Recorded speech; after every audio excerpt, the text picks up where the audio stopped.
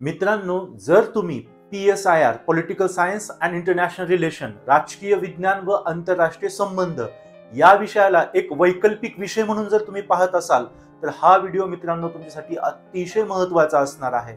कारण महाराष्ट्रातील one of the most comprehensive video बनवण्याचा प्रयत्न केलेला आहे PSIR वरती. तर PSIR नेमकं काय आहे, त्याचं पोटेन्शियल काय आहे, आपल्या ओव्हरऑल प्रिपरेशन मध्ये याचा काय फायदा आहे. आता कोणताही ऑप्शनल निवडताना आपल्याला काय सांगितलं जातं की आवड असली पाहिजे. तर या विषयासाठी आपण आवड कशी निर्माण केली पाहिजे, ज्याचं ग्रॅज्युएशन या फील्डमध्ये नाहीये, आर्ट्स मध्ये नाही झालेलं, ते लोक हा विषय घेऊ शकतात का, आणि ते उमेदवार याच्यामध्ये स्ट्रॅटेजी ठेवून 300+ आणू शकतात का, या सगळ्या प्रश्नांचं उत्तर मित्रांनो तुम्हाला या व्हिडिओमध्ये मिळणार आहे. त्याच्यामुळे एक सेकंदही स्किप न करता हा व्हिडिओ पूर्ण पहा. कारण की कोणताही ऑप्शनल सब्जेक्ट, जर आपला प्रवास UPSCचा किंवा राज्यसेवेचा असेल तर कोणताही ऑप्शनल सब्जेक्ट हा गेम चेंजर ठरू शकतो, आपल्या जीवनातलं एक महत्त्वाचा निर्णय ठरू शकतो. सो चला आपण बघूयात की नेमकं PSIR आपल्याला 1000 पेक्षा जास्त मार्क कशा प्रकारे देऊ शकतो. एसे असेल, GS 1, 2, 3, 4 असेल, कशा प्रकारे PSIR आपल्याला इच अँड एव्हरी पेपर मध्ये मदत करतो ते आपण डिटेल मध्ये पाहूया. नाव आफ्टर लँग्वेजचे पेपर, जे 300 मार्काचे पेपर असतात ना, इंग्लिश आणि कोणतीही भारतीय भाषा, त्याच्यानंतर ज्याचे मेरिट मध्ये मार्क काउंट होतात असे पेपर सुरू होतात. आणि त्याच्यामध्ये पहिला पेपर आहे एसे, निबंध लेखन. 250 मार्कासाठी हा पेपर असतो आणि नॉर्मल याच्यामध्ये 2 एसे विचारले जातात जे 125 मार्क कॅरी करतात.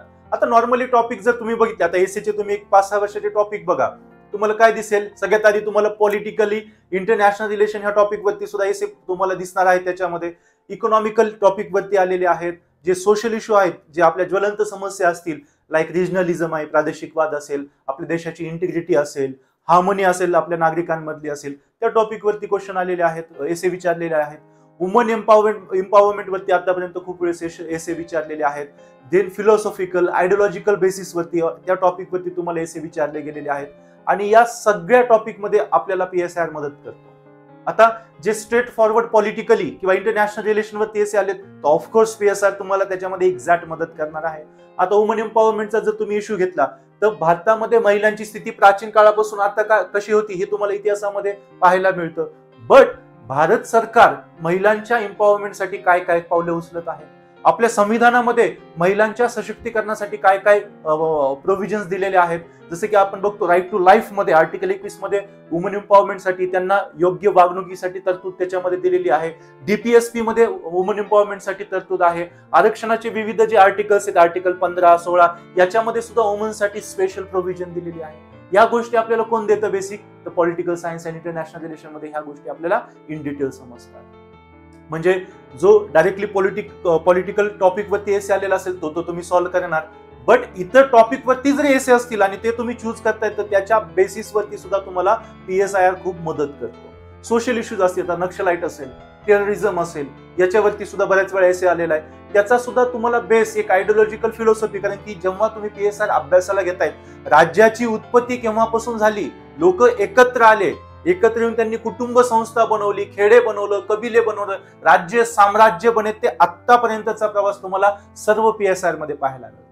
म्हणजे तुमच्या पर्सनॅलिटीला 4 चांद लावण्याचं काम हा PSIR करतो. कुठेतरी एका आपण म्हणतो ना, नॉर्मल पेक्षा तुम्हाला तुमचं आयुष्य खूप बदललेलं दिसतं due to this optional. Okay, माझा फेवरेट आहे म्हणून मी त्याची मार्केटिंग करतोय असं नाही. खरंच political science and international relation मध्ये आपल्याला खूप बॉटम पासून ते आतापर्यंत पूर्ण सिस्टम, लोकशाही काय आहे, मोनार्की काय आहे, अरिस्टोक्रेसी काय असते, स्वातंत्र्य काय, समता काय, बंधुता काय, पॉवर काय, पॉवरला जर लेजिटिमसी मिळते तर ती ऑथॉरिटी कशी बनते, अशा छोट्या छोट्या गोष्टी तुम्हाला PSIR मध्ये शिकायला मिळतात. आणि ह्या सगळ्या बेसिस, सोशल इश्यू असू द्या, आता मी तुम्हाला म्हणलं नक्षलाइट टेररिस्ट वरती आलेला सब्जेक्ट कुठे मिळणार आहे, दहशतवाद म्हणजे काय ही थेरी तुम्हाला कुठे मिळते, अगेन PSIR मध्ये खूप आपण डिटेल मध्ये आपल्याला ते अभ्यासायला मिळते. सो एसे मध्ये हे जे 250 मार्क्स मध्ये, त्याच्यामध्ये तुम्हाला खूप मोठ्या प्रमाणात मदत होते या ऑप्शनलची. ओके, आता GS 1 कडे आपण जाऊया. GS 1 काय आहे, हिस्ट्री आणि जिओग्राफी. तर हिस्ट्रीचा जो टॉपिक आहे त्याच्यामध्ये बघा आपल्याला कशा प्रकारे मदत होते PSIR ची. आता हे जे टॉपिक आहेत पॉलिटिकल स्ट्रॅटेजीज, आता आपल्याला GS 1 मध्ये जर तुम्ही बघितलं तर हिस्ट्रीच्या मध्ये तुम्हाला काय दिसेल, मेन्सचा जर सिलेबस बघितलं तर तुम्हाला काय दिसेल, फ्रीडम स्ट्रगल हा टॉपिक दिसेल. तर ह्या टॉपिक मध्ये आपल्याला PSIR कुठे कुठे मदत करतो, आता बघा पीएसआर मध्ये हा टॉपिक दिलेला आहे, political strategies of India's freedom struggle. आलं की नाही पूर्णपणे फ्रीडम स्ट्रगल. आणि याच्यामध्ये सत्याग्रह काय होतं, नॉन कॉपरेशन काय होतं, सिव्हिल डिसऑबिडियन्स मुवमेंट काय आहे, मिलिटंट रिव्होल्युशनरी काय आहेत, पिझंट शेतकऱ्यांच्या चळवळी असतील आणि वर्कर कामगारांच्या चळवळी, सगळ्या गोष्टी इथे कव्हर होतात. ओके.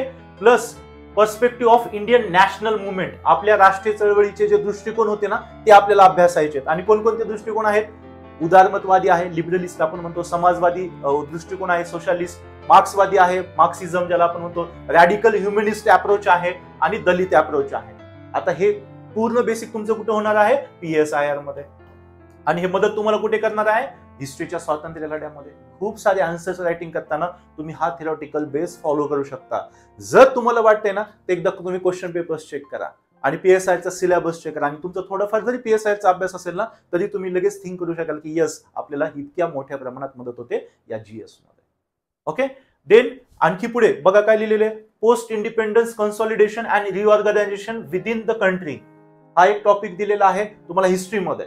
आणि त्यात पीएसआयआर कसा मदत करतो हे बघा, इंडियन पॉलिटीमध्ये आर्टिकल 1 पार्ट 1 जो आहे ज्याच्यामध्ये आर्टिकल 1 to 4 येतं, युनियन अँड इट्स टेरिटरी. तर त्याच्यामध्ये आपलं राज्य कसे निर्माण झाले, reorganisation of state on the basis of language कशा प्रकारे झाले, कोणकोणते आयोग नेमले होते, भारतातून विरोध झाला, का विरोध झाला, त्याचे पडसाद काय झाले, या सगळ्यांची सिच्युएशन तुम्हाला कुठे पाहायला मिळते, पीएसआयआर मध्ये. म्हणजे हा सुद्धा टॉपिक तुमचा हिस्ट्रीचा इथे कव्हर होताना दिसतो. पुढे वर्ल्ड हिस्ट्रीचं सांगितलेलं आहे तुम्हाला. वापस हिस्ट्रीचा जेव्हा तुम्ही GS1 चा सिलेबस बघाल तुम्हाला वर्ल्ड हिस्ट्री दिसेल. आणि त्याच्यामध्ये टॉपिक काय लिहिलेले आहेत, इंडस्ट्रियल रिव्होल्युशन, हा जो ग्रीन कलर आहे ना तो हिस्ट्री मधले टॉपिक आहेत. वर्ल्ड वॉर त्याच्यामध्ये दिलेले आहेत, जागतिक युद्ध, कोलोनायझेशन त्याच्यामध्ये दिलेले, वसाहतवाद. Then political philosophies like communism, capitalism, भांडवलवाद, साम्यवाद, समाजवाद, सोशलिझम आणि ग्लोबलायझेशन, जागतिकीकरण, हे मुद्दे दिलेले आहेत. आता मला सांगा, आपण जेव्हा पॉलिटिकल थेअरीचा जेव्हा स्टडी करतो, थेअरी आपण संपतो आणि इंटरनॅशनल रिलेशन कडे वळतो. इंटरनॅशनल रिलेशनची जी सुरुवातच होती कधी होते, फर्स्ट वर्ल्ड वॉर नंतर लीग ऑफ नेशन येतं, लीग ऑफ नेशन फेल जातं, मग सेकंड वर्ल्ड वॉर होतं, मग युनायटेड नेशन येतं, मग वेगवेगळ्या थेअरीज तिथून निर्माण होतात. रिअलिझम आहे, offensive realism, defensive realism, socialism, liberalism, या सगळ्या गोष्टी इथे दिलेल्या आहेत की नाही हिस्ट्रीमध्ये. या सगळ्या गोष्टी कव्हर करण्याची जी ताकद आहे ती कशामध्ये, पीएसआयआर मध्ये. तुम्हाला इथे वर्ल्ड हिस्ट्रीमध्ये सुद्धा खूप मदत होणार आहे पीएसआयआर. ओके. देन नेक्स्ट टॉपिक दिलेला आहे. ओके, समजलं ना, हे ग्रीन कलर मधले जे आहे हिस्ट्रीचं आहे आणि पीएसआयआर मध्ये ह्या गोष्टी आपल्याला ऑलरेडी कव्हर होतात. पुढे आणखी हिस्ट्रीमध्ये सांगितलेले इंडियन, आता बघा तुम्ही प्रत्येक वर्षीचे पेपर बघा, हिस्ट्रीच्या पेपरमध्ये शेवटी 2-3 क्वेश्चन सोशल इश्यूवरती आलेलेच आहेत. आणि त्याच्याही प्रत्येक वर्षी वुमन एम्पॉवरमेंट वरती, महिला सशक्तीकरणावरती क्वेश्चन हा आलेलाच आहे युपीएससीला. ओके, तुम्ही स्वतःही चेक करू शकता, पाहू शकता. सो काय टॉपिक दिलेला हिस्ट्रीमध्ये शेवटी, इंडियन सोसायटी, आपला जो भारतीय समाज आहे त्याच्यामध्ये आढळणारी विविधता, डायव्हर्सिटी, वुमन्स एम्पॉवरमेंट बघा इथे सुद्धा दिलेला आहे. पॉवर्टी, गरिबी, विकास, नागरिकीकरण, अर्बनायझेशन, सोशल इश्यूज, जे काही सामाजिक आपल्या अडचणी असतील, समस्या असतील त्या आल्या त्याच्यामध्ये. साम्यवाद वापस आला, प्रादेशिकवाद आणि सहिष्णुता, सेक्युलरिझम. आता ह्या सगळ्या गोष्टींची ती थेरोटिकल आयडिओलॉजी ना, जेव्हा तुम्ही पॉलिटिकल थेरी वाचता, स्वातंत्र्य काय, समता काय, विविध जे पॉलिटिकल फिलॉसॉफर्स आहेत प्रत्येकाने आपापले व्ह्यूज दिलेले आहेत. मग स्वातंत्र्य कशाला म्हटलं पाहिजे, न्याय कशाला म्हटलं पाहिजे, समता कशाला म्हटलं पाहिजे, बंधुता कशाला म्हटलं पाहिजे, या सगळ्या गोष्टी तुमच्या कुठे होतात, पीएसआर मध्ये कव्हर होतात, पॉलिटिकल थेअरीमध्ये. आणि त्याचं ऍप्लिकेशन आपण कुठे बघतो, गव्हर्नन्स मध्ये, इंडियन पॉलिटीमध्ये. म्हणजे थेअरी पण शिकतो, त्याचं आपण जे इम्प्लिमेंटेशन आहे ते सुद्धा आपण पाहतो. आणि ह्या सगळ्याचा तुम्हाला मदत कुठे होते, हिस्ट्री ह्या टॉपिक मध्ये पण होते, GS1 मध्ये पण होते. म्हणजे इथे सुद्धा भरपूर मार्क कव्हर करतो कोण, आपला पीएसआयआर. म्हणजे 250 मार्क आपण कुठले पकडले, एसएचे पकडले, हिस्ट्रीचे आपण नाही पकडायला पाहिजे. ठीक आहे, तरी पण बघा, म्हणजे तुम्हाला काय सांगितलं, इतक्या मोठ्या प्रमाणात मदत आपल्याला पीएसआयची होते, तरी पण आपण याचे मार्क आपण स्किप करू, एवढी मोठी मदत असून सुद्धा. आता आपण पुढे जाऊ. नाव GS2 आहे तो एंटायर सब्जेक्ट पीएसआर मध्ये कव्हर होतो, कारण की तो काय आहे, इंडियन पॉलिटी आणि इंटरनॅशनल रिलेशन. आणि तो कशाचा भाग आहे, पीएसआयचा भाग. म्हणजे ते 250 मार्क तुमचे फिक्स आले. 250 मार्क एसएचे, हे 250 मार्क्स, म्हणजे 500 मार्क तुमचे इथे फिक्स होत आहे. याच्यानंतर जो GS3 आहे, GS3 मध्ये टेक्नॉलॉजी आहे. आता तुम्हाला वाटेल की अरे टेक्नॉलॉजीचा आणि पीएसआयचा काय संबंध आहे, तर खूप जास्त संबंध आहे. तो सांगण्याच्या आधी महत्व, लक्ष देऊन माझे शब्द ऐका मित्रांनो, तुम्हाला खूप कामाला येणार हे शब्द. कोणत्याही विषयाचा अभ्यास करताना कोणत्याही विषयाचा अभ्यास करताना, आता समजा तुम्ही हिस्ट्री घेतलाय, जिओग्राफी घेतलाय, तर आपण केवळ त्याच विषयाचा अभ्यास करतोय असं कधीही मनात आणायचं नाही. ओके, कारण की इच अँड एव्हरी सब्जेक्ट आणि त्याच्यामध्ये टॉपिक हे एकमेकांशी जोडलेले आहेत. इंडियन पॉलिटिक्सचा जर तुम्ही अभ्यास करताय तर तुम्हाला इकॉनॉमीला सुद्धा मदत होऊ शकते. इंडियन इकॉनॉमीचा अभ्यास करताय तर तुम्हाला पॉलिटीमध्ये मदत होऊ शकते, IR मध्ये मदत होऊ शकते, हिस्ट्रीमध्ये मदत होऊ शकते, EVS एन्व्हायरमेंटल सायन्स मध्ये मदत होऊ शकते. आता PSIचा बराचसा भाग EVS ला पण कव्हर करतो. तर प्रत्येक विषय आहेत ना ते एकमेकांशी एखाद्या नेट प्रमाणे जोडलेले आहेत. नाही त्याच्यामुळे मी इतिहासाचा अभ्यास करतोय तर मला फक्त इतिहासामध्येच फायदा होईल, चुकीचं आहे. आणि जर तुम्हाला ही गोष्ट कळाली नसेल तर तुम्ही क्वेश्चन पेपरचं अनालिसिस केलेलं नाहीये UPSCच्या. जर तुम्ही क्वेश्चन पेपर बघितले GS तर तुम्हाला बघा इकॉनॉमीचा, तुम्ही ठीक आहे इकॉनॉमीचा एखादा घ्या, GS3चा पेपर घ्या मेन्सचा आणि बघा, तर त्याच्यामध्ये GST वगैरे वरती क्वेश्चन आलेले तर तुम्हाला त्याच्यामध्ये पॉलिटिकल अँगल पण दिसेल, इकॉनॉमिकल अँगल पण दिसेल आणि सोशल अँगल पण दिसेल. म्हणजे एक विषय इकॉनॉमीचा तुम्ही आन्सर रायटिंग करताय पण तुम्हाला त्याच्यामध्ये पॉलिटिकल अँगल पण आला, सोशल अँगल पण आला. सेम पॉलिटी सोबत आहे, सेम हिस्ट्री सोबत आहे, सेम सोशल इश्यू सोबत आहे. कारण की जे तुम्हाला UPSCने क्वेश्चन विचारले ते स्ट्रेट फॉरवर्ड नाही विचारले की सांगा रे बाबा हे काय काय नाही. तुम्ही क्वेश्चन बघा त्याच्यामध्ये 2 ते 3 तुम्हाला अँगल दिसतील मोस्ट ऑफ द क्वेश्चन मध्ये तुम्हाला ते अँगल्स दिसतील. कारण की प्रत्येक विषय एकमेकांशी जोडलेला आहे. त्याच्यामुळे मी परत एकदा सांगतो, जेव्हा तुम्ही अभ्यासाला बसाल तेव्हा डोक्यामध्ये हे आणायचं नाही की मी ह्या पर्टिक्युलर विषयाचाच अभ्यास करतोय, कारण की इच अँड एव्हरी विषय एकमेकांशी जोडलेले आहेत. एकाचा अभ्यास करताना दुसऱ्याला मदत होते. त्याच्यामुळे ऑलवेज आपण जसं काय आन्सर रायटिंगच करत आहोत असा विषयाचा अभ्यास करायचा. प्रत्येक अँगल आपल्याला अनालाइज करता आला पाहिजे. कारण की जेव्हा तुम्ही मेन्सला आन्सर रायटिंगला बसाल ना 9 ते 9.5 मिनिटांमध्ये तुम्हाला विथ इंट्रोडक्शन, डिटेल्स आणि कन्क्लुजन आन्सर रायटिंग करायचे. त्याच्यामुळे आपली बौद्धिक क्षमता जी आहे ना ती प्रॉपर या वेळेला लागलीच पाहिजे, की कसं एखादा टॉपिक आला की चारही बाजूने कसा त्याचा विचार करायचा आहे याची सवय तुम्ही लावा. काही दिवसात तुम्हाला खूप छान पद्धतीनं आन्सर रायटिंग झाली. Okay, back to the topic. आता GS3 मध्ये टेक्नॉलॉजी आहे, तंत्रज्ञान आहे. आता तंत्रज्ञान मध्ये वेगवेगळे सांगितलेले, डिफेन्स टेक्नॉलॉजी सांगितलेली आहे, न्यूक्लिअर टेक्नॉलॉजी सांगितलेली आहे, नॅनो टेक्नॉलॉजी सांगितलेली आहे, हायड्रोजन एनर्जी जी आता आपण यूज करतोय त्याच्याबद्दल त्याच्यामध्ये सांगितलेलं आहे. देन बायोटेक्नॉलॉजी त्याच्यामध्ये, जेनेटिकली मॉडिफाईड टेक्नॉलॉजी त्याच्यामध्ये सांगितलेली आहे. तर त्या टेक्नॉलॉजी मधला बराचसा अँगल PSI मध्ये पण कव्हर होतो. आता इन्फॉर्मेशन अँड टेक्नॉलॉजी, कारण की टेक्नॉलॉजी UPSCची परीक्षा देतोय तर आपल्याला इस्रो मध्ये सायंटिस्ट बनून यान सोडायला जायचं नाहीये. त्याच्यामुळे ज्या काही तंत्र, स्पेस टेक्नॉलॉजी असेल, कोणती टेक्नॉलॉजी, तिचा भारतावरती आणि सर्वसामान्य नागरिकांवरती काय परिणाम होतोय ना हे UPSCला पाहिजे. तुम्हाला सायंटिस्ट नाही बनवायचं UPSCला, तर कोणतीही टेक्नॉलॉजी, जेनेटिकली मॉडिफाईड टेक्नॉलॉजी, त्यानं बनलेल्या गोष्टींमुळे भारतामध्ये काय कोणकोणते इश्यू आले, लोकांचं काय म्हणणं आहे, सरकार काय करत आहे हे UPSCला पाहिजे. नॅनो टेक्नॉलॉजी आहे, त्याचे ऍप्लिकेशन्स कुठे कुठे होत आहेत, मेडिकलमध्ये काय होतंय, ऑटोमोबाईल इंडस्ट्रीमध्ये काय होतंय, या गोष्टी सर्वसामान्यांवरती आपल्या देशावरती काय प्रभाव पडतो ना ते तंत्रज्ञान. ओके, सायंटिस्ट बनायचं नसतं इथे, ते तेवढ्या खोलवरती आपल्याला जायचं नाहीये. आणि तुम्ही क्वेश्चन बघितले तर तुम्हाला लगेच समजून पण येईल. आता इन्फॉर्मेशन टेक्नॉलॉजी अतिशय महत्वाचा टॉपिक आहे टेक्नॉलॉजी मधला आणि मी म्हणतो की सगळ्यात मोठा टॉपिक आहे इन्फॉर्मेशन टेक्नॉलॉजी. जर याला तुम्ही ई गव्हर्नन्सशी जोडलं तर तुम्हाला most of the question cover होताना दिसते. आणि ई गव्हर्नन्सचा एक्झॅक्ट 100% स्टडी आपला कुठं गव्हर्नन्स मध्ये होणार आहे इंडियन PSI. कारण की ई गव्हर्नन्सनं सुशासनाची कल्पना प्रत्यक्षात आणण्यात मदत केलेली आहे. Participation of peoples in democracy, लोकांचा लोकशाहीमध्ये सहभाग वाढवण्यासाठी सगळ्यात महत्वाची गोष्ट 21व्या शतकात ठरली ती म्हणजे ई गव्हर्नन्स, ई क्रांती. आणि ही कोणत्या बेसिसवर बनली आहे? इन्फॉर्मेशन टेक्नॉलॉजी, माहिती तंत्रज्ञानावरती. Okay, defence technology. आता डिफेन्स मध्ये बघा, जेव्हा आपल्याला खूप साऱ्या गोष्टी इतर देशांकडून घ्याव्या लागतात, समजा स्वतःकडे आपण डोमेस्टिकली बनवत नाहीत आणि एखाद्या देशावरती समजा आपण डिपेंड आहोत, तर आपल्या फॉरेन पॉलिसीवरती खूप मर्यादा पडतात. विचार करा, समजा आता काल्पनिकरित्या तुम्हाला सांगतो उदाहरण की इस्रायल आहे आणि इस्रायलकडनं आपण खूप मोठ्या प्रमाणात डिफेन्स इक्विपमेंट घेतोय, आपण टोटली त्याच्यावरती डिपेंड आहोत, जे की नाही येत. आपण जस्ट तुम्हाला समजावं म्हणून सांगतो, तर आपण खूप मोठ्या प्रमाणात इस्रायलवरती समजा डिपेंड आहेत डिफेन्स इक्विपमेंटवरती. आणि इस्रायलचं तुम्ही बघतायत नेक्सस इथे मिडल ईस्ट मधल्या ज्या कंट्रीज आहेत, इस्लामिक कंट्रीज स्पेशली, खूप आधीपासून चालत आलेलं आहे. जेव्हापासून आपल्याला इंडिपेंडन्स झाले तेव्हापासून ते नेक्सस चालूच आहे, वॉर चालू आहे.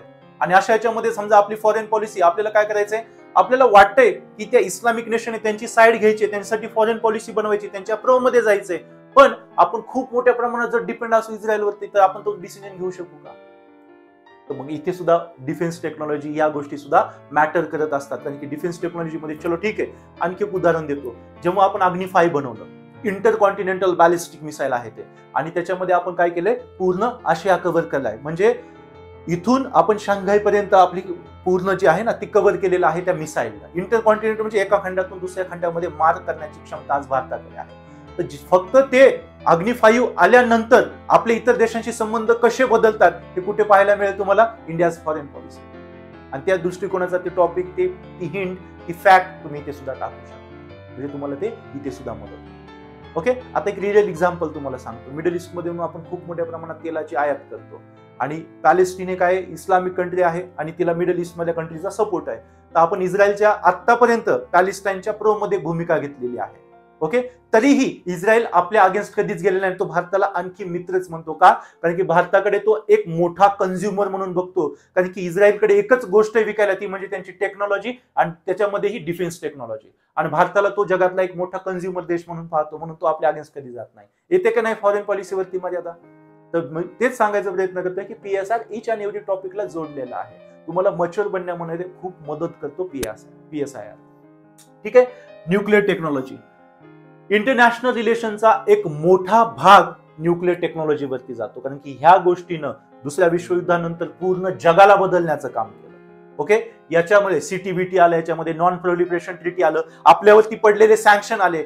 Nuclear supplier group NSG group कशासाठी बनलं होतं माहितीये? भारतावरती रेस्ट्रिक्शन्स टाकण्यासाठी हा ग्रुप बनला होता. आज पूर्ण काय पलट झालेला आहे, भारताकडे बघण्याचा दृष्टिकोन लोकांचा बदललेला आहे. हे तुम्हाला कुठे पाहायला मिळणार आहे? हे तुम्हाला इंटरनॅशनल रिलेशन मध्ये पाहायला. ओके, सो न्यूक्लिअर टेक्नॉलॉजी आहे. इंटेलेक्च्युअल प्रॉपर्टी राईट, तो सध्या मुद्दा खूप गाजतोय, स्पेशली इंटरनॅशनल रिलेशन मध्ये.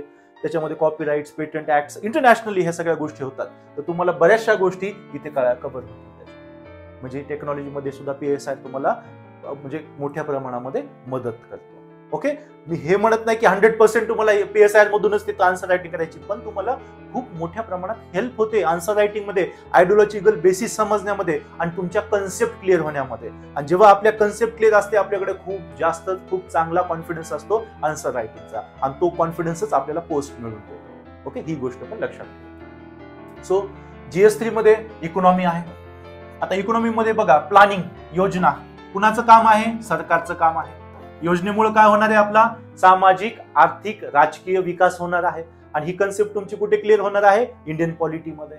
ओके, पुढे डेव्हलपमेंट आहे, विकास. म्हणजे आपलं सरकार स्वातंत्र्यापासून आतापर्यंत सरकारनं जे जे पावलं उचललेली आहेत, मोठे मोठे फ्लॅगशिप स्कीम असू द्या, प्रोग्राम्स असू द्या, विविध कायदे असू द्या, त्या सगळ्यांचा स्टडी तुमचा इंडियन पॉलिटीमध्ये होतो, आणि तो तुम्हाला इकॉनॉमीला सुद्धा इथे मदत करतो. देन आहे बजेटिंग, बजेट, लँड रिफॉर्म्स. कुणी केलेले लँड रिफॉर्म्स? पहिल्या घटना दुरुस्तीपासून चालू आहेत की नाहीत लँड रिफॉर्म्स? तर हे काय, इथे सुद्धा तुम्हाला इंडियन पॉलिटीचा इकॉनॉमीमध्ये खूप मोठ्या प्रमाणात मदत होते. ओके, आता इंडियन इकॉनॉमी झालं. इंडियन इकॉनॉमी नंतर सेकंड आहे GS3चाच भाग आहे EVS, एन्व्हायरमेंटल सायन्स, जो खूप मोठ्या प्रमाणात इंटरनॅशनल रिलेशनशी जोडलेला आहे. कारण की ग्रीन पॉलिटिक्स हा सुद्धा काय PSIचा एक भाग आहे. तर त्याच्यामध्ये काय येतं? एन्व्हायरमेंट आणि एन्व्हायरमेंट रिलेटेड सगळ्या समस्या येतात. औद्योगिक क्रांती झाल्यापासून गेल्या 250 ते 300 वर्षामध्ये जी ग्लोबल वॉर्मिंग झालेली आहे, आणि त्याचे जे पडसाद पडत आहेत देशांमध्ये, देशांच्या संबंधावर आणि देशांमधल्या पॉलिसींवरती सुद्धा, एन्व्हायरमेंट हा खूप जास्त जोडलेला आहे आंतरराष्ट्रीय संबंधाशी. आता आपण बघा, UNFCCC, United nation framework convention on climate change, आपण पण ऍक्सेप्ट केलेले आहे. ग्लोबल समिट त्याच्यासाठी झालेले आहेत. आपण प्रत्येक गोष्टीला नॅशनल ट्रीटमेंट देतो. आली का नाही ही टर्म आहे इंटरनॅशनल रिलेशन. नॅशनल ट्रीटमेंट म्हणजे जे इंटरनॅशनल फोरमवरती, इंटरनॅशनल स्टेजवरती भारत प्रॉमिसेस करतो, अडॉप्ट करतो विविध गोष्टींना, आपल्या देशात आल्यानंतर आपण ते किती प्रमाणात इम्प्लिमेंट करतो, त्याला म्हणतात नॅशनल ट्रीटमेंट. आणि तो शब्द तुम्ही EVSच्या कित्येक क्वेश्चन मध्ये तुम्ही वापरू शकता. एवढ्या डिटेलमध्ये मी तुम्हाला सांगतोय, कारण की यस, खूप मोठ्या प्रमाणात मदत होते. मग युनायटेड नेशनच्या स्पेशलाइज एजन्सीज आहेत ज्या एन्व्हायरमेंटसाठी काम करतायत. युनायटेड नेशनचा स्टडी आणि तिच्या स्पेशलाइज एजन्सीचा स्टडी आपला IR मध्ये होतो. आणि IR मध्ये तुम्हाला काय म्हटलं, एक सेपरेट टॉपिक पण आहे ग्रीन पॉलिटिक्स, तो सुद्धा आपल्याला अभ्यासावा लागतो. कारण की सध्या आज बघतो एन्व्हायरमेंट किती महत्वाचं झालेलं आहे. ग्रॅज्युएशनच्या प्रत्येक स्ट्रीम मध्ये EVSला टाकलेला आहे. प्रिलिमचा विचार केला UPSCचा, तुम्हाला 18 कधी 22 क्वेश्चन सुद्धा EVS वरती आलेले आहेत. सो तिथे सुद्धा तुमचा एक बेस तयार करण्यामध्ये मदत होते. आणि लवकरच आपल्या ऍपवरती आपण EVSचा सब्जेक्ट सुद्धा लॉन्च करणार आहेत. तोही इन डिटेल इन डेप्थ तुमचा होणार आहे तिथे. ओके, सो आता EVS मध्ये टॉपिक्स बघा जे इंडियन पॉलिटीच्या ह्याच्यामध्ये कव्हर होत आहेत. लाईक आता भारत सरकारने जे कायदे बनवलेले असतील, पर्यावरण प्रोटेक्शनसाठी जे आहे, फॉरेस्ट कन्झर्वेशनसाठी असतील, टायगर कन्झर्वेशनसाठी असतील, नॅशनल पार्कसाठी असतील, बायोलॉजिकल स्पेअरचे रिझर्व जे असतात त्यांच्यासाठी बनवलेले नियम असतील, या सगळ्यांचा इंडियन पॉलिटीमध्ये तुमचा स्टडी होऊन जातो आणि तो तुम्हाला ईव्हीएस मध्ये सुद्धा मदत करतो. पुढे आता GS3 मध्ये काय टॉपिक दिलेले आहेत, इंटरनल सिक्युरिटी, डिझास्टर मॅनेजमेंट. आता डिझास्टर मॅनेजमेंट ही काय केंद्र सरकारचं एक ऑर्गन आहे. ओके, जिल्ह्याचा जो कलेक्टर असतो त्याला नोडल ऑफिसर म्हणून त्याच्यामध्ये ऑथॉरिटी दिलेली जे तुम्हाला व्हायचं आहे. ओके, तर म्हणजे प्रत्येक गोष्ट एकमेकांशी इथे काय जोडलेली आहे. त्याच्यानंतर हा जो टॉपिक आहे इंटरनल सिक्युरिटी हा डायरेक्टली अटॅच आहे आपल्या सोशल इश्यू आणि इंडियन पॉलिटिक्स. आणि त्याच्यामध्ये काय येतं, एक्स्ट्रीमिझम जे आपण नक्षलवाद म्हणतो, जहालवाद जे आहे ना, नक्षलवाद झालं, माओवाद झालं, याची सुरुवात काय झाली, यांची सुरुवातीची आयडिओलॉजी काय होती, सध्या ते काय करत आहेत, सध्या त्यांची आयडिओलॉजी काय आहे, काय त्यांना काउंटर करण्यासाठी भारत सरकार काय करत आहे. म्हणजे याचा अभ्यास करताना इंडियन पॉलिटिक्सचा मदत होणार, इंडियन पॉलिटिक्सचा अभ्यास करताना तुम्हाला इथे मदत होणार आहे. आणि ह्या ज्या कन्सेप्ट आहे ना, एक्स्ट्रीमिझम वगैरे, हे तुम्हाला पॉलिटिकल थेअरीमध्ये तुमच्या कव्हर होतात. म्हणजे तुमचा आयडिओलॉजिकल बेस स्ट्रॉंग असतो, म्हणजे ना कॉन्फिडन्स येणं, तो कॉन्फिडन्स तुम्हाला इथे मिळणार आहे. ठीक आहे. Then state and non state actors काय आहेत, राज्य आणि राज्य विरहित कोणकोणते असे ऍक्टर्स आहेत किंवा कर्ते आहेत जे या सगळ्या गोष्टींवरती प्रभाव टाकतात, ते आपल्याला अभ्यासायचे. हा स्टेट आणि नॉन स्टेट ऍक्टर हा कितीतरी वेळेस जे शब्द आहे तुम्ही PSI मध्ये पाहणार आहात. ओके. देन सिक्युरिटी, मनी लॉन्ड्रिंग, टेररिझम, गव्हर्नमेंट एजन्सीज जे आहेत, IB, NIA वगैरे असतील, त्या सगळ्यांचा स्टडी इथे इंटरनल सिक्युरिटी. आणि हा टोटली आपल्याला इंडियन पॉलिटीशी आणि गव्हर्नन्सशी जोडलेला आहे. तो इथे सुद्धा आपल्याला GS3 मध्ये एवढ्या मोठ्या प्रमाणात मदत झाली PSI. ओके. याच्या आधी आपण काय बघितलं, एसए, देन GS1 बघितलं, GS2 टोटली PSI मध्ये आहे, GS3 बघितलं. नाव GS4 कडे जाऊ. GS4 काय आहे, इथिक्स, इंटिग्रिटी आणि ऍप्टिट्यूड आहे. आता याच्यामध्ये सुद्धा काय मदत करतो आपण बघूया GS4 मध्ये. आणि GS4चं तुम्हाला महत्व सांगण्याच्या आधी सांगतो की GS4 हा कम्प्लिटली आपल्या पर्सनॅलिटीवरती अवलंबलेला विषय आहे.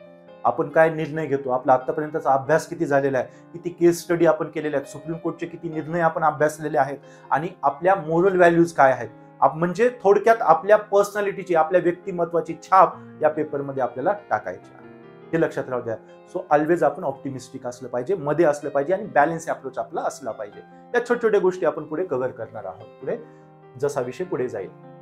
सो GS4 मध्ये आपल्याला काय काय मदत होते हे बघा. To test the candidate's attitude and approach to issues relating to integrity, probity in public life आणि his problem solving approach to various issues and conflicts faced by him in dealing with society.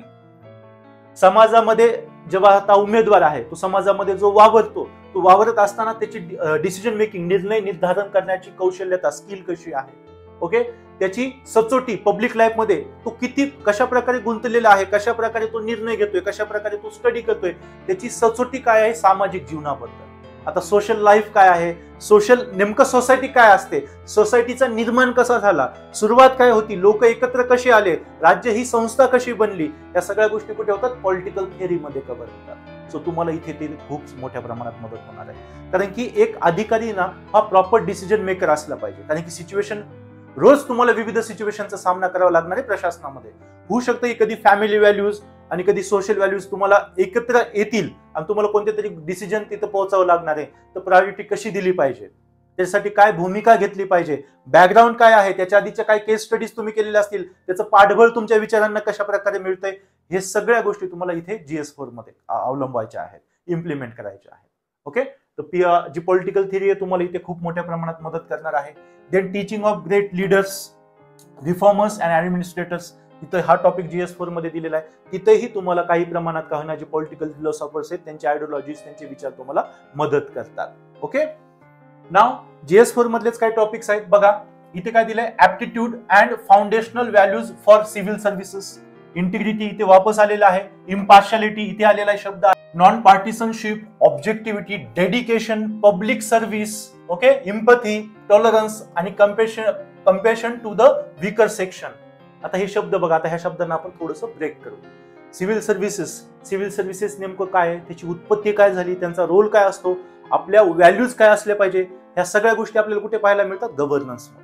कारण की governance हा एक separate topic दिलेला आहे आणि खूप महत्व आहे. कारण की इंडियन पॉलिटीमध्ये सिस्टम काय आहे आपल्याला हे कळतं आणि गव्हर्नन्स मध्ये ही जी सिस्टम आहे ही इम्प्लिमेंट कशी होते हे गव्हर्नन्स मध्ये कळतं. तर तुम्ही काय बनायला जात आहेत, सिव्हिल सर्व्हंट बनायला जात आहेत, ब्युरोक्रॅट्स बनायला जात आहेत, तर तुम्ही एक महत्वाचा ऑर्गन असणार आहेत या सिव्हिल सर्व्हिसेसचा. तर सिव्हिल सर्व्हिसेसची ही जी सुरुवात आहे, थेरीज आहे, ते तुम्हाला गव्हर्नन्समध्ये पाहायला मिळतात, ते तुम्हाला इथे पण मिळतात. देन इथे काय सांगितलेलं आहे, तुमची जी डेडिकेशन आहे टुवर्ड्स काय, पब्लिक सर्व्हिस. वापस सिव्हिल सर्व्हिसेस, पब्लिक सर्व्हिसेस या दोन्ही गोष्टी तुम्हाला कुठे कव्हर होत आहेत, आपल्या गव्हर्नन्समध्ये. आणि तुमचं वीकर सेक्शन जे समाजातले जे दुर्बल घटक आहेत यांच्याबद्दल तुमचा अप्रोच काय आहे, तुमचे विचार काय आहेत, तुमची प्रोबिटी, सचोटी काय, किती स्ट्रॉंग व्हॅल्यू आहेत तुमच्या, या इथे चेक होतात. आणि वीकर सेक्शन साठी आपण बघा, इंडियन पॉलिटिक्सचा आपण सुरुवातीपासून अभ्यास करतो. भारत एक खूप युनिक देश आहे आणि मिक्सचर आहे बऱ्याच गोष्टींचं. आणि भारतामध्ये सगळे समान लेवलला नाहीयेत. आणि आपली लोकशाही ती काय आहे, ही फक्त लोकशाही नाहीये. आपली लोकशाही जी आहे ही सोशलिस्टिक वेलफेअर डेमोक्रेसी आहे, समाजवादी कल्याणकारी लोकशाही आहे. कल्याणकारी लोकशाही म्हणजे जे वीकर सेक्शन आहे, जे मागे राहिलेला वर्ग आहे, त्यांचं कल्याण साधणारी आपली लोकशाही आहे. तर साहजिक ह्या लोकशाहीमध्ये जर तुम्हाला काम करायचं आहे तर तुमच्या व्हॅल्यूज तेवढ्या स्ट्रॉंग असल्या पाहिजे. त्याच्यामुळे बघा, प्रोबिटी 2-3 वेळेस हा शब्द इथे केलेला आहे की तुमच्या व्हॅल्यूज किती स्ट्रॉंग आहेत. आणि जेव्हा तुम्ही सुरुवातीपासून स्टडी करताय भारत सरकारचा, की at the time of independence Bharat सरकारनं काय काय त्यावेळेस आपण म्हणतो ना वीकर सेक्शनसाठी प्रोव्हिजन केलेले आहेत, संविधानामध्ये काय काय प्रोव्हिजन आहेत, आता सध्या कोणकोणत्या योजना निघतायत, स्कीम निघतायत, प्रोग्राम निघतायत ह्या वीकर सेक्शनसाठी. हा जर तुमचा स्ट्रॉंग स्टडी असेल तर आन्सर रायटिंग तुमची कशी आहे, कारण की तुमच्या व्हॅल्यूज तेवढ्या स्ट्रॉंग बनलेल्या असतील. सो अभ्यास करताना फक्त घोकंपट्टीचा अभ्यास चुकून पण करू नका, त्याला स्वतःवरती इम्प्लिमेंट करा. त्याच्यामुळे म्हटलं प्रत्येक विषय एकमेकांशी जोडलेला आहे, तेवढा मॅच्युरिटी स्टडी आपल्यामध्ये असलं पाहिजे. जे पोस्ट काढणारे असतात ना, हा तसा स्टडी करतात. ऑलवेज लक्षात ठेवायचं की प्रत्येक विषय एकमेकांशी जोडलेला आहे आणि आपल्या तेवढ्या डिटेलमध्ये स्टडी झालं पाहिजे. तेवढं थिंकिंग आपली स्ट्रॉंग पाहिजे. आणि थिंकिंग स्ट्रॉंग केव्हा होईल, जेव्हा ह्या गोष्टी आपण स्वतःवर इम्प्लिमेंट करू. चलो पुढे दिले, contributions of moral thinkers and philosophers from India and world. तर पॉलिटिकल फिलॉसॉफर आपल्याला वेस्टर्न पण बघावे लागतात आणि इंडियन पण बघावे लागतात. त्यांच्या काही आयडिओलॉजीचा उपयोग तुम्हाला इथे होणार आहे नक्कीच. मग वापस पब्लिक सर्व्हिसेस आणि सिव्हिल सर्व्हिसेस मधल्या values, ethics in public administration काय आहे. जनप्रशासन चालवण्यासाठी सिव्हिल सर्व्हिसेस आणि पब्लिक सर्व्हिसेसच्या काय नैतिक मूल्य आहेत आणि काय त्याची व्हॅल्यूज आहेत हे आपल्याला माहित पाहिजे. आणि तुम्हाला म्हटलं याची थेरोटिकली बेस आपला कुठे पूर्ण होतो, गव्हर्नन्स मध्ये, कारण की तेवढ्या डिटेलमध्ये गव्हर्नन्स आपल्याला करायचं आहे, ज्याची मदत तुम्हाला इथे नक्कीच होईल. ओके, देन वापस आलं प्रोबिटी इन गव्हर्नन्स. गव्हर्नन्सचा हा सरळ गव्हर्नन्सचा टॉपिक आहे. म्हणजे विचार करा की GS4 मध्ये तुम्हाला प्रत्यक्षरित्या किती मदत होते. हे सगळे ऑफिशियल सिलेबस मधले टॉपिक आहेत, ज्याच्यामध्ये PSI मदत करतो, तसं सेग्रिगेशन करून मी काढलेलं आहे. ओके, तुम्ही ऑफिशियल सिलेबस पण पाहू शकता. तर probity in governance, concept of public service, तुम्हाला म्हटलं ना थेरोटिकली आपल्या गव्हर्नन्स मध्ये होतं. Concept of public service, philosophical basis of governance and probity, information sharing and transparency in government. आतापर्यंत अनगिनत आपल्या सरकारनं पावलं उचललेली आहेत ही ट्रान्सपरन्सी आणण्यासाठी. जसं मी तुम्हाला म्हणलं, ई गव्हर्नन्स, ई क्रांती हा त्याच्यातलाच एक मोठा फ्लॅगशिप प्रोग्राम आहे, एक फ्लॅगशिप पाऊल आहे. ठीक आहे, ह्या सगळ्या गोष्टींचं तुमचं आयडिओलॉजिकल आणि थेरोटिकल बेसिस कुठे होतं, पूर्ण गव्हर्नन्स मध्ये होतं आणि पॉलिटिकल थेअरीमध्ये देखील. नाव पुढे टॉपिक दिलेले आहेत, right to information, code of ethics. आता डायरेक्टली आपण गव्हर्नन्स मध्ये पूर्ण करतो. कोड ऑफ कंडक्ट बरेचसे इंडियन पॉलिटीमध्ये कव्हर होतो. Then representation of peoples act मध्ये होतो आणि गव्हर्नन्स मध्ये पण होतो. सिटीजन्स चार्टर हा जशाच तसा गव्हर्नन्स मध्ये दिलेला टॉपिक आहे. Work culture, quality service delivery, utilisation of public funds Indian पॉलिटीचा टॉपिक आहे जशाच तसा. आणि करप्शन होतं की नाही, म्हणजे आता तुमचा थोडा जरी अभ्यास झाला असेल, 2-3 महिन्याचा जरी अभ्यास झाला असेल, तरी तुम्ही हे टॉपिक वाचून तुम्हाला लगेच कळेल की यस अरे यार हे किती म्हणजे एकमेकांशी जोडलेले आहेत. सो अभ्यास करताना सेम असाच करायचा. आणि या सगळ्यांवरती केस स्टडी. आता केस स्टडीज करताना आपल्याला सुप्रीम कोर्टाचे काही महत्वाचे निर्णय हे माहीत असायलाच पाहिजे. आणि बरेचसे आता बघा ना, फक्त आर्टिकल 13 जरी आपण अभ्यासाला घेतलं तर तुम्हाला 3-4 निर्णय त्याच्यामध्ये दिसतात. शंकरी प्रसाद पासून ते गोलकनाथ, केशवानंद भारती, ते पुढे मिनर्वा मिल्स वगैरे त्याच्यामध्ये आले. आर्टिकल 21 घेतलं तर गोपालन येतं, मनेका गांधी येतं, मिनर्वा मिल्स तिथे पण येतं, फ्रान्सिस कोरेली येतं, किती साऱ्या केसेस येतात. खूप सारे आर्टिकल आणि खूप सारे केसेस आपल्याला बघायचे आहेत PSIR मध्ये. म्हणजे तुम्हाला एक स्ट्रॉंग, आता सुप्रीम कोर्ट काय करतो, ऑप्टिमिस्टिक मध्ये राहून निर्णय देतो, ना लेफ्ट ना राईट, सेंटर मध्ये. आणि कुठेतरी तोच अप्रोच आपल्यामध्ये पाहिजे सर्व्हिस मध्ये जाताना, कारण की जेव्हा जेव्हा तुम्ही आपल्या चेअरवरती बसलेला आहे तुम्हाला सगळ्यांना योग्य न्याय देता आला पाहिजे. त्यासाठी आपलं ऑप्टिमिस्टिक असणं खूप गरजेचं आहे, आपलं बॅलन्स अप्रोच असणं खूप गरजेचं आहे. सो GSच्या 4ही विषयांमध्ये आपल्याला भरपूर मदत झाली. कुणाची? PSIR ची. मी तुम्हाला म्हटलं की नाही 1000 पेक्षा जास्त मार्क. 500 मार्क तर स्वतः PSI चे झाले, जो ऑप्शनल सब्जेक्ट आहे. ओके, 250 मार्क SC चे झाले. किती झाले? 750 मार्क. आणि GS2 हा टोटली PSI साठी किती झाले? 1000 मार्क. आणि त्याच्यावरती आपण बघितलं की हिस्ट्रीमध्ये आपल्याला किती मदत झाली, सोशल इश्यू मध्ये आपल्याला किती मदत झाली, टेक्नॉलॉजी मध्ये आपल्याला किती मदत झाली, इकॉनॉमी मध्ये आपल्याला किती मदत झाली, EVS मध्ये किती मदत झाली, इंटरनल सिक्युरिटी मध्ये किती मदत झाली, आणि GS4 इथिक्स मध्ये किती मदत झाली. PSI चं पोटेन्शियल हे आहे मित्रांनो, खूप मोठ्या प्रमाणामध्ये तुम्हाला तो मदत करतो या सगळ्या सब्जेक्टमध्ये, ह्या सगळ्या टॉपिक. सो अगेन आपण PSI का निवडला पाहिजे, तर सगळ्यात पहिलं आपण तर त्याचं पोटेन्शियल बघितलं की 1000 पेक्षा जास्त तो मार्क आपल्याला देतो. सेकंड आहे तो गेम चेंजर ठरू शकतो. यस, समजा आता आपण बघतो की आता UPSC चा जो मेरिट लागतो तो 80-90 टक्क्यावरती लागत नाही, 50-52 टक्क्यावरती, 48, 50-52 टॉपर तेवढ्याच याच्यामध्ये असतात. आता 52 टक्क्याला पहिली रँक आहे म्हणून 35 टक्क्याला शेवटची रँक आहे असं होत नाही. त्या 2-3 टक्क्यामध्येच मेरिट लागतं आणि सगळे कॅन्डिडेट तिथे असतात. म्हणजे 1-1, 2-2 मार्क आपल्यासाठी महत्वाचे असतात आपल्या पोस्टसाठी. समजा एखादा आपण ऑप्शन घेतला जो GS ला एवढी मदत करत नाही आणि समजा आपले 30-35 मार्क कमी झाले मेरिट मधून, मग जिथं आपल्याला IAS IPS भेटायचे तिथे डायरेक्ट इंडियन अकाउंटिंग सर्व्हिस वगैरे आपल्याला मिळेल. तर आपल्याला आपलं कॅडर, आपल्याला जे पाहिजे ती चॉईसचं कॅडर, चॉईसची पोस्ट आपल्याला जर पाहिजे असेल तर ऑप्शनल हा गेम चेंजर ठरू शकतो. कारण की तुम्हाला एंटायर GS मध्ये मदत करतो, तुमचे मेरिट वाढवायला तुम्हाला मदत करतो, पण तुम्हाला अभ्यासही तेवढाच त्याचा डिटेलमध्ये करावा लागतो. हे सुद्धा लक्षात राहू द्या. ओके, जेवढा डिटेल्स तुमचा स्टडी असेल, कारण की आता मी तुम्हाला सांगितलंय, कंटाळा आला असेल ना, तुम्ही डायरेक्ट जर हा टॉपिक बघत असाल ना मित्रांनो, रिवाइंड करा आणि परत बघा, कारण की एक एक शब्द तुमच्यासाठी खूप महत्वाचा आहे. कारण की ईच अँड एव्हरी टॉपिक मध्ये तुम्हाला त्यांनी मदत केलेली आहे. सो तेवढ्या डिटेलमध्ये, तेवढ्या डेप्थमध्ये स्टडी आपला PSI चा झाला पाहिजे. ओके, पुढे आहे इतर विषयांशी साधर्म्य. ते पण आपण बघितलं सर्व. Availability of sources and material. Yes, भरपूर अवेलेबिलिटी आहे मटेरियलची. इंग्लिशमध्ये आहे, हिंदीमध्ये आहे, मराठीमध्ये आहे. महाराष्ट्राच्या मुलांचा विशेष PSI निवडताना प्रॉब्लेम काय होतो माहिती का, हिंदी आणि इंग्लिश मीडियम असल्यामुळे बरेचसे लोक याला चूज करत नाहीत आणि एक स्कोरिंग सब्जेक्ट त्यांचा निघून जातो. सो तोच मुद्दा लक्षात घेऊन आपण जो कोर्स लॉन्च करत आहेत PSI चा, तो इंग्लिश मराठी मीडियम मध्ये असणार आहेत. सगळे कीवर्ड्स तुम्हाला notes English Marathi copyright notes त्याच्यामध्ये मिळणार आहेत. म्हणजे जो इश्यू ना आता समजून सांगणं मी तुम्हाला सांगतोय आणि each and every keyword English मराठीमध्ये मी तुम्हाला सांगणार आणि समजून सांगायची भाषा ही असणार आपल्या भाषेमध्ये. आणि जी आन्सर रायटिंग तुम्हाला करायची ती इझिएस्ट लँग्वेज मध्ये करायची, अलंकारिक भाषा यूज करायच्या नाहीये. पण सगळ्या टर्म सुद्धा आपल्याला माहित असल्या पाहिजे. थोड्या वेळापूर्वी मी सांगितलं नॅशनल ट्रीटमेंट. आता पॉवर पण लिहू शकतो, ऑथॉरिटी पण लिहू शकतो, पण दोघांमध्ये जमीन आसमानचा फरक आहे. पॉवरला लेजिटिमसी नसते, ऑथॉरिटीला लेजिटिमसी असते. लेजिटिमसी म्हणजे अधिमान्यता, पॉवर म्हणजे सत्ता, ऑथॉरिटी म्हणजे अधिसत्ता. सत्तेला जेव्हा अधिमान्यता मिळते ती अधिसत्ता, पॉवरला जेव्हा लेजिटिमसी मिळते तेव्हा ती ऑथॉरिटी बनते. झालं की नाही? असे कीवर्ड्स तुम्हाला इंग्लिश मराठीमध्ये मी सांगत राहणार आहे एंटायर PSI मध्ये.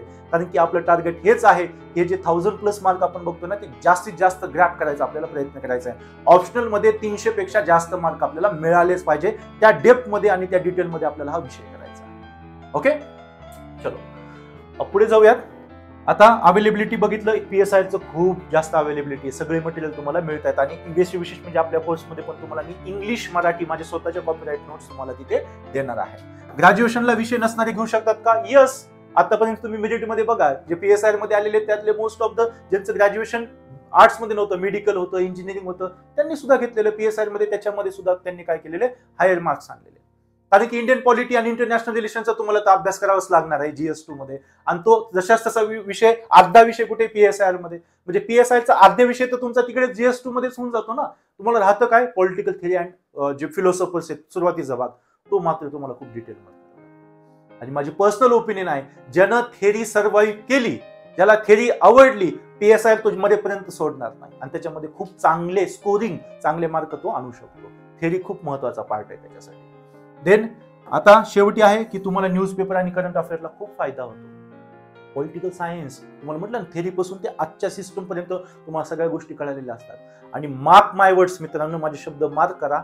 जेव्हा तुम्ही हिंदू वाचाल ना, जेव्हा PSI चा तुमचा अभ्यास चांगला असेल, तुम्ही प्रेडिक्ट कराल, अरे चायना आता असे निर्णय घेऊ शकतो. उद्या न्यूजपेपरला तुम्हाला तेच पाहायला मिळेल, चायनाने तसा निर्णय.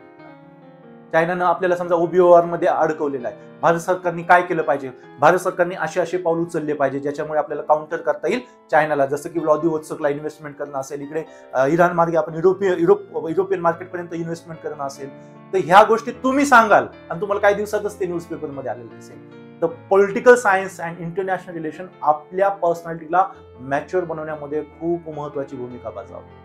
ओके, तर तो सुद्धा तुम्हाला फायदा आहे. एक स्ट्रॉंग, एक अवेअर नागरिक म्हणून तुम्ही डेव्हलप होणार आणि इंटरव्ह्यू मध्ये पण तुमचे मार्क्स वाढणार.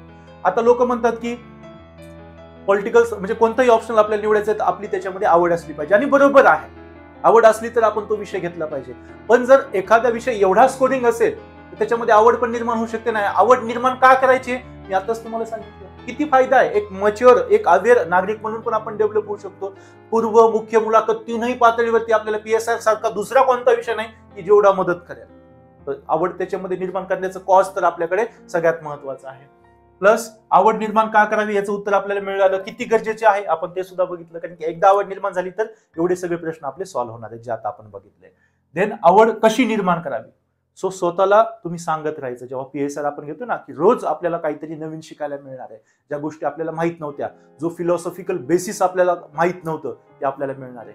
म्हणजे गोष्टी फक्त वरवरच्या नाही, एकदम फाउंडेशन पासून कशा बनल्या हे मला समजणार आहे PSR मध्ये. तर साहजिकच माझी त्या विषयामध्ये काय असली पाहिजे, रुची असली पाहिजे, आवड असली पाहिजे. सो आवड करण्याचं एक स्ट्रॉंग इंटेंट तुमच्याकडे मिळतं. थेअरी बद्दल इंटरेस्ट असायला पाहिजे. लक्ष देऊन ऐका. थेअरी जे सुरुवातीचा पार्ट आहे ना, बरेचसे कॅन्डिडेट तिथे घाबरतात. त्याच्यामध्ये काय की एकतर सिद्धांत म्हणजे काय असतं, राजकीय सिद्धांत, पॉलिटिकल थिअरी म्हणजे काय, याच्या अर्थापासून सुरू होतो. मग स्वातंत्र्य म्हणजे काय, समता म्हणजे काय, बंधुता म्हणजे काय, राज्य म्हणजे काय, अधिसत्ता म्हणजे काय, अशा समता, जस्टिस, सोशल जस्टिस म्हणजे काय असतं, जॉन रॉल्सची थिअरी काय आहे, म्हणजे अशा छोट्या छोट्या गोष्टी तुम्हाला तिथे मिळतात. आणि हे आपण कधी अभ्यासलेलं नसतं म्हणून आपल्याला काय वाटतं, म्हणजे आपण आपलं पहिलं अप्रोच, पहिलं इम्प्रेशन काय नाही, हे खूप महत्वाचं आहे. अरे यार अवघड आहे, हे जर असेल तर प्रत्येक प्रवास तुमचा अवघड होत राहील आणि कोणताही विषय तुम्हाला मग अवघड वाटेल जर आपलं पहिलं इम्प्रेशन त्या विषयाप्रती तर तसं असेल. इथे इंटेन्शन आपलं काय पाहिजे की वाव, थेरी पाहायला मिळते, राज्य कसं निर्माण झालं, सिद्धांत सिद्धांत म्हणतायत लोक, थेरी थेरी बोलतात, तर थेरी म्हणजे नेमकं काय असतं.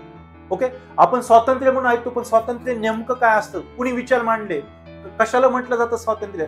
राज्य आपण म्हणतो, आपण भारतीय राज्यात राहतो, तर ही राज्याची उत्पत्ती कशी झाली, काय म्हणतायत सिद्धांत, आदर्श राजा कसला असला पाहिजे, आयडल किंग, प्लेटो काय म्हणतो, अरिस्टॉटल काय म्हणतो, किती शिकायला आहे. तर हा अप्रोच तुमच्याकडे आला पाहिजे. ओके, आणि सगळ्यात पुढचं आहे काळाचे प्रभाव तपासायला मिळतात.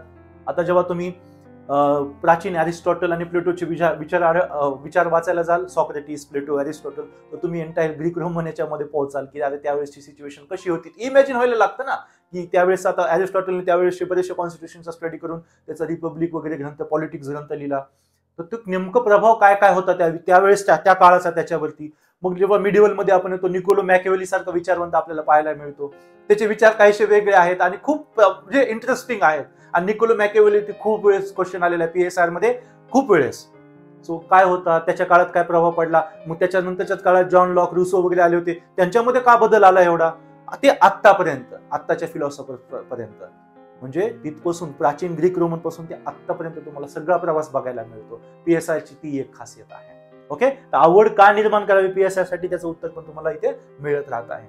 देन इंडियन पॉलिटीचा इन डेप्थ स्टडी होतो तुम्हाला, GS2 एंटायर त्याच्यामध्ये कव्हर होणार आहे. आणि इंडियन पॉलिटी आता आपण बघितलं, हिस्ट्रीमध्ये, इकॉनॉमिक्समध्ये, इंटरनल सिक्युरिटीमध्ये किती मदत केली. आणि सर्वात महत्वाचा भाग म्हणजे इंटरनॅशनल रिलेशन, तो देखील तुमचा स्ट्रॉंग होतो GS2चा. आणि इंटरनॅशनल रिलेशन जर स्ट्रॉंग असेल, कारण की बघा दोन देश, ओके, बायलॅटरल रिलेशन आहेत, तर कोणत्या सिच्युएशन मध्ये तो कोणता देश काय निर्णय घेईल हे तुम्ही प्रेडिक्ट करू शकता. आणि जेव्हा देश प्रेडिक्ट काय करू शकतो हे जर तुम्ही प्रेडिक्ट करताय, तर एक अधिकारी म्हणून तुम्हाला लगेच कळेल की नाही की पुढे जर मी हे पाऊल उचलतोय तर जनता काय करेल, काय करायला पाहिजे, कसे त्याचे सर्कमस्टन्सेस काय आहेत त्या गोष्टीचे, आणि आपण निर्णय काय घेतला पाहिजे, त्या निर्णयाचे प्रभाव काय होऊ शकतो, तो प्रभावानंतर होणारे परिणाम काय आहेत, या सगळ्या गोष्टी तुम्हाला पाहायला मिळतात. इंटरनॅशनल रिलेशनचा स्टडी जर तुमचा स्ट्रॉंग असेल, तर कोणता व्यक्ती कोणत्या परिस्थितीमध्ये काय निर्णय घेतो याचा अभ्यास तुमचा होतो. कारण की कोणत्या परिस्थितीमध्ये कोणता देश काय करेल ना हे तुम्ही शिकलेलं असतात, तर तुम्हाला तो सुद्धा इथे खूप मोठ्या प्रमाणात मदत होतो. सो आवड का निर्माण करावी हे सुद्धा आपण बघितलेलं आहे. एंटायर पॉलिटिकल सायन्स आपण बघितला की कशा प्रकारे आपल्याला तो मदत करतो. नाव आपल्या ह्या कोर्समध्ये तुम्हाला काय काय मिळणार आहे, सगळ्यात महत्वाचा भाग PSR जो ऑप्शनल आपण लॉन्च करत आहोत त्याच्यामध्ये मी तुम्हाला काय काय मिळणार आहे. सगळ्यात पहिली आपली जी स्ट्रॅटेजी असणार आहे की 300 पेक्षा जास्त हे ऑप्शनल मध्ये मिळालेच पाहिजे.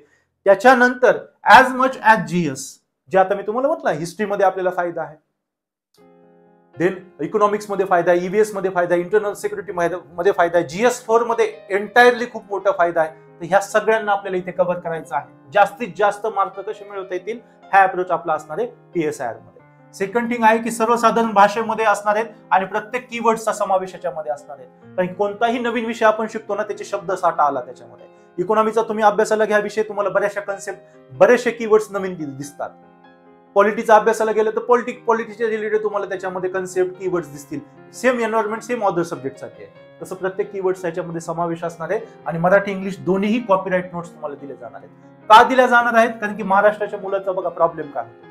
आता समजा तुम्ही आर्ट्स केलेलं नाहीये, तुम्हाला PSIR करायचं आहे आणि PSIR मध्ये काय होतं, इंग्लिशमध्ये पण बरेचसे नवीन नवीन टर्म्स येतात, नवीन नवीन शब्द, जसं मी आता तुम्हाला सांगितलं लेजिटिमसी वगैरे. तर अशा ह्याच्यामध्ये त्याला मराठीमध्ये काय म्हटलं जातं. आता इंग्लिश सोबत तुमच्याकडे मराठी नोट्स असेल तर तुम्हाला किती इझी जाईल.